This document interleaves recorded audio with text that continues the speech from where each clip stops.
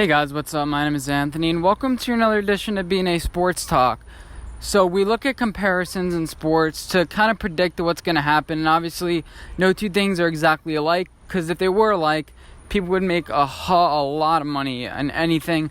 If one scenario is like another with a certain thing. I've compared a lot of situations, like I compared the Raptors to the Patriots, or maybe the Eagles taking down the dynasty, we're not sure, but as far as meshing different sports, sometimes it doesn't work because sports are inherently different. Football is different from basketball, but there's some messages that we can kind of cross between the two sports. Like as far as the NFL and the NBA, people are driven by money. People are driven by kind of the same things, and we see some certain patterns. But I don't want to get too much into that. What I want to talk about is Dwayne Wade and Steph Curry and why I think that they're really similar. So, Dwayne Wade, what happened with him? Drafted the same year as LeBron James. He is known as kind of a unselfish guy, and he played with stars before, like Shaq. He already won some titles, but he's like, you know what? I'm going to get this guy named LeBron James, and we're going to form a little bit of a team. And I think you're all familiar with that. In 2011, LeBron James joined the Heat, and the rest is history. They won 2 out of 4 championships. Now, as far as the end of that dynasty, LeBron James realized that everyone was kind of getting injured. The dynasty was on the way down, so he returned home. Now, this is eerily similar to Steph Curry, drafted around the same time as Kevin Durant. Kevin Durant hadn't won anything, kind of like LeBron James. Steph Curry is like, you know what? We can't win without a superstar. So he's unselfish. He brought in Kevin Durant, and they won 2 straight, and it was like impossible to beat them, and it was a great time. Now, Kevin Durant realizes, oh man, this team has played a lot of playoff games. It didn't end on an injury like happened with LeBron James, but this team has played a lot of playoff games. This team's getting old. You have Looney who's down. Steph Curry isn't even in shape anymore. Klay Thompson went down.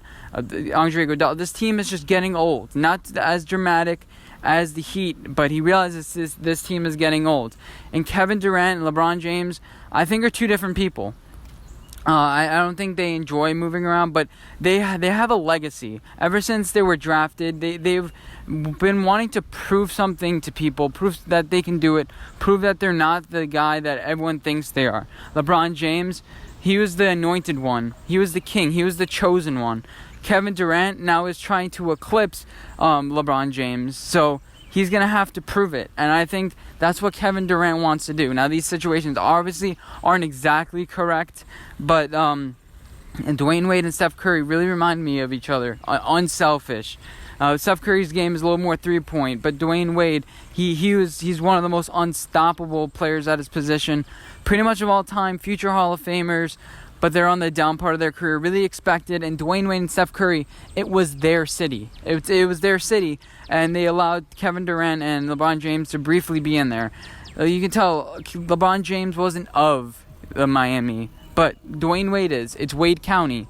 With San Francisco, it's Steph Curry's place. That's where he plays. That's his home. As far as what we do now, Kevin Durant has to prove something, and he has to go back home. He has to go back home to where things are. So I think he's going to join. I think he's going to join Russell Westbrook in Oklahoma. No, just kidding. He's not going to join Russell Westbrook in Oklahoma City because that was a toxic place. And LeBron James ended up going back because he felt a duty to that city. Now, Kevin Durant, I think he has a duty, and he's going to go back, where he's comfortable, and go to the New York Knicks. I think that the last couple of weeks with the injury, it kind of made Kevin Durant feel like Golden State was a little bit more home. People care about me. Even Andre Iguodala was lifting him off the court and lifting him into the locker room, and he was getting injured. Like you could tell, his ankle was wrapped up while he was lifting Kevin Durant to the locker room during the game. And as much as Golden State wants to keep him, I think the writing's on the wall, and he's probably going to go. I've been changing my opinion a lot, but, we want to change our opinion as more information gets released. And Kevin Durant's, I think he's gone. You can look at LeBron James when he went back to Cleveland. Bad team, bad management, bad everything. You're taking a little less money, but the people there are going to want you. They're going to love you. They're going to appreciate you. And I think the Knicks are going to appreciate Kevin Durant. Even though Golden State's, it's tempting, But I think New York is the place for him to go because you'll have R.J. Barrett. We're probably going to attract another free agent, hopefully Kemba Walker. So you'll have Kemba Walker, you'll have you have Kevin Durant, and plus we're going to get 2 first-round picks next year that are going to be pretty darn good. We're going to have whoever's coming out, maybe it's LaMelo Ball, but whoever's going to come out next year, we'll have 2 high first-round picks because we're going to be in the draft lottery again. And we're going to have twice because one pick is going to be Dallas Mavericks and one pick is going to be ours. So the odds are we have at least a top 5 pick next year. And we can even trade for somebody else that will be in the market. We could get a 3-and-D guy. We can choose whoever we need at the point of contention. And I think that this is a great time for being a New York Knicks fan because we're building something slowly but surely. We're not trying to just do something all of a sudden. And the Lakers were in a position to do something all of a sudden. Let me shift to the Lakers. Now, people are kind of saying, they gave up a little bit too much. But the first-round draft picks don't really work out. And these draft picks are probably not going to be lottery picks. So you're kind of gambling at a point. But I think the Lakers were betting against themselves. The Celtics always try to butt themselves in and be like, hey, we're in this. But Danny Ainge, I'm starting to lose respect for him because he's like, oh, yeah, we're in this trade. I just didn't want to give up Jason Tatum. I didn't want to give up Jaylen Brown. Like, okay, these guys are ego guys, and I don't like that whatsoever. What wins in this league, what we realize now, is veterans and stars. Yeah, what wins when we realized this in the college basketball too. It wasn't the Duke team. You have to be really good for that to happen. You have to be exceptional. It has to be all in the right scenario for those things to work. Now with Los Angeles, they have 2 really good stars, and I think they should add J.J. Redick. I think that's the piece they add. You don't add Kemba Walker, you don't add Jimmy Butler, maybe Jimmy Butler, but he's gonna want max money. I think you get J.J. Redick, drafted in 2006, 40% from the field, an elite shooter, and I think that J.J. Redick is the guy that the Lakers should go after. This is their opportunity to double down and say, you know what? We're going for it all this year, but they don't need 3 stars. It turns out that whoever they bring in as the 3rd big star is going to be the same as LeBron and same as Anthony Davis. They already have enough of that. They already have enough of, guys that can go to the rim and things like that. You had LeBron James, you had Dwayne Wade, and then you had a little bit of a 3-point shooter in Chris Bosh.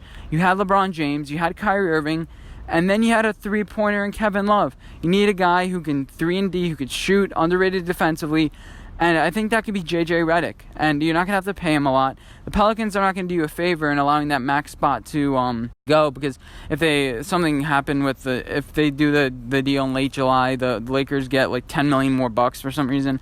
I don't really understand why that works and why they made that work, or I don't know. But yeah, the Lakers are in a position now where they're going to win the championship. I actually made a video, as part of my BNA Weekly, about who the favorites should be coming out, and I think the Lakers should be the favorites. You have 2 out of the top 5 players in the world right now, and yeah, the Warriors dynasty is going down, and it's in the perfect right spot.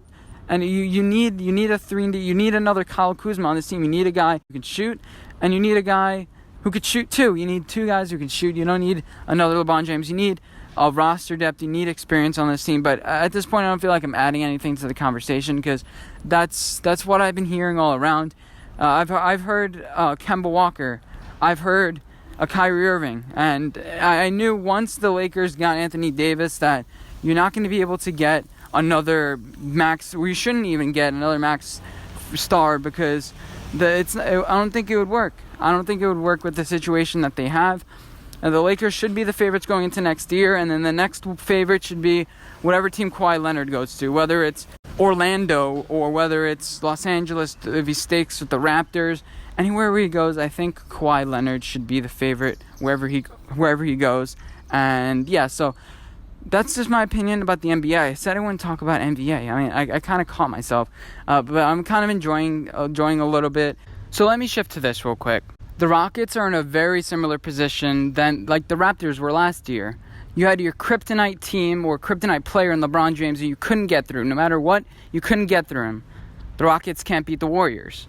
And now that player or that team isn't what they were. Now you have the decision. Do you double down on your team right now? Or do you go for it? Do you go all in and do you change things? Now, I believe the GM of the Rockets, I don't want to butcher his name, I think it's Morey, but he's going to have to be in a similar position to what the Rockets GM did and was high praise last year. And let's look at some players that are going to be available, and let's look at some options that the Rockets have. Now, obviously, I don't know all the options. I'm not a scientist, but I think the Rockets should weigh this option, and Daryl Morey is up to it. He said he wants to make a big splash.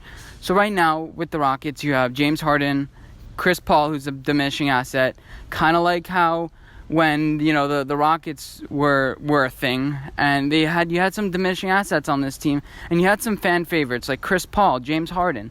You also have Clint Capella, you have Eric Gordon, you have PJ Tucker, some guys that are key aspects of this team that really helped the defense out this year and are pretty good shooting the three. Now, what made the Raptors so successful this year was length. I don't think this team has that much length. It's experienced, but it doesn't have good experience. But it's very small, it's very short. It's a 3-point team. Now, are you gonna have to get rid of Mike D'Antoni because it's kind of like the same situation with Dwayne Casey, where he's pretty much the number one coach. I mean, Mike D'Antoni, if they were successful this year, he could have been the coach of the year. I'm not sure who it's going to be. I would have to think about that for a second. Maybe the coach for the Bucks, whoever that is. But this team is pretty good, and you're gonna have to make some moves. You're gonna have to move because there's only a short window here. The Pelicans are ascending, the Mavericks are ascending. The West is weak right now, and I think the Raptors know that they have a chance. So the Raptors are going to, I think, make some moves. They're not going to have the same team going into the beginning of next season. Now, there are a bunch of guys that are experienced. Brook Lopez. You have some long guys. You have J.J. Redick, who's a three-pointer. I think what they need to add is size. And that's the main thing. DeMarcus Cousins, size, experience.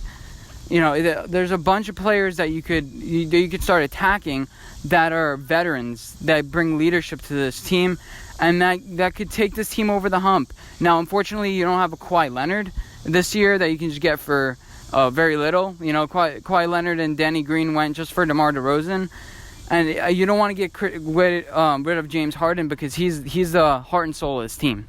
The Raptors end up doing it with DeMar DeRozan, but you're adding another huge piece in. You don't want to bring in Russell Westbrook. You don't want to bring in another huge, talented star, and I don't think they have the opportunity to.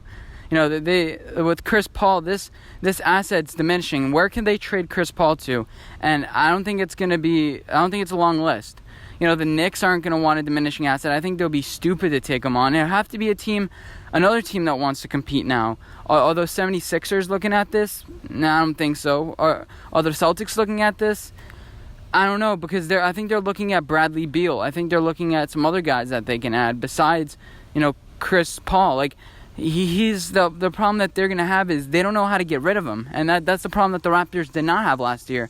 They didn't have to get rid of anybody, but they just found the deal for them. The point is, I've always said, you don't want to be desperate. And desperation leads for irrational decisions. With the Lakers, I get it, Anthony Davis, a once-in-a-lifetime opportunity. But they gave away 5 first-round picks pretty much. And now the Pelicans are going to have the option. And I want to shift to this, who the Pelicans could get this year. So the Pelicans have the option of getting a 3-and-D guy. Is that Bradley Beal? Maybe. I think that they could add a veteran like Bradley, because what's going on in Washington? I don't know. Nothing's going on in Washington, so I don't believe that Bradley Beal is going to do anything there. He's trying to recruit people, but that whole situation with John Wall is really crappy, and I think he's going to want to get away from that right away as soon as possible because it's not going to be good for him. The Pelicans could trade for a guy like that. There are a bunch of teams in the market for all these small guys. There are a lot of them. There are a lot of small guys that could potentially go to the Pelicans. And I think the Lonzo Ball is not going to want to sign a long-term extension with the Pelicans. I know him and Zion is going to be connection this year, but this team reminds me a lot of the Lakers from last year, besides minus LeBron James. I mean, you have Lonzo Ball, Brandon Ingram, then you're going to have maybe Garland, whoever they want to draft. This is pretty much the same exact team that the Lakers had last year, and it wasn't successful. I mean, it was pretty good, but you have no experience. But one thing I gotta say is that Lonzo Ball, Brandon Ingram, they're now going to their 3rd, 4th years. This is the prove it year for them, And I think the Pelicans should keep on to them this year because right now they're not really worth much. And we saw that because that's what the Lakers gave, So I would wait this year, have those assets at the peak because Lonzo Ball is going to make great strides this year. Brandon Ingram is going to make great strides this year. And then you could trade them for assets next year. And there are a lot of players, and it may be tempting to go for a player this year, but I think that you stick with Lonzo Ball. Like, the thing is, with the Pelicans, they need options. And they have options now, and that's what a small market team needs. They're not going to attract anybody. I mean, they attracted Boogie Cousins a couple years ago, but, they're not going to really attract any free agent stars, so you need to have a big package for a team to come, for a big player to come back. And their window of opportunity is going to be small, so I say keep Lonzo Ball for now. I don't say trade Lonzo Ball in the 4th pick. You have to start developing your assets and then make a move when you're right there, kind of like the Toronto Raptors did. You have to build everyone up, and then trade and make that big move when Zion Williamson has a couple years of experience. Right now, they're a bunch of potential. And potential is nothing quantitative. You can't get, you're not going to get anybody for potential. And they're not really attracting, I think, any free agents this year. So I think they shouldn't trade at all. And the NBA draft is going to be interesting. But let me know what you guys think in the comment section down below. While you're down there, please comment, favorite, and subscribe if you haven't already. Anyway, thank you guys for watching, and I'll see you in my next one. Bye, guys.